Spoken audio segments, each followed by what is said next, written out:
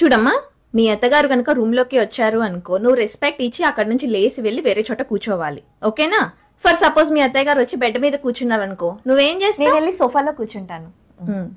ఒకవేళ వచ్చి సోఫాలో కూర్చుంటే నేను కింద కూర్చుంటాను.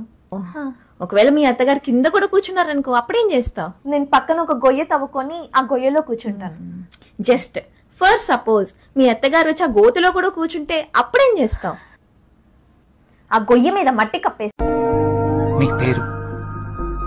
Appalamma. Appalamma. What traditional name అండి. దిష్టి తగలకుండా పెట్టారేమో. పిచ్చిదాని కదా, నమ్మాను.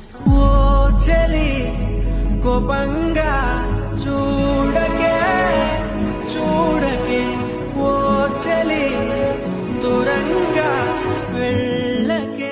నీకు భార్య కంటే డబ్బే ముఖ్యం. ఎన్నిసార్లు చెప్పాలి? అలాంటప్పుడు నా మెళ్ళ తాళి ఎందుకు కట్టారు? అది డబ్బు కోసమే. అలాగే నేను అనుకుని మీకన్నా డబ్బు నా వాడితో లేచిపోతే ఏం చేస్తారు? నరికి పోగులు పెడతాను. పోనీ వ్యభిచారం చేసి మీకు డబ్బు సంపాదించి పెడితే? నా కూతురు మీద చేసుకున్నామంటే ఒక్క గుద్దుతో నెత్తురుతావు. జాగ్రత్త. మీరు ఆగండి నాన్న. ఎందుకు కోపం? మీకు కావాల్సింది డబ్బేగా. కావాలి, కానీ అలా కాదు. ఇప్పుడు మీరు కావాలనుకుంటున్న డబ్బు అలాగే వస్తుంది. కాకపోతే మీరు మగ వయసుగా మారుతున్నారు. ఏంటి నోటికొచ్చి? ఏం చెప్తున్నావే? మీకు తలనొప్పి అన్నారు కదా, ఇంట్లో పాలు లేవు, జిల్లేడు పాలు తీస్తున్నాను.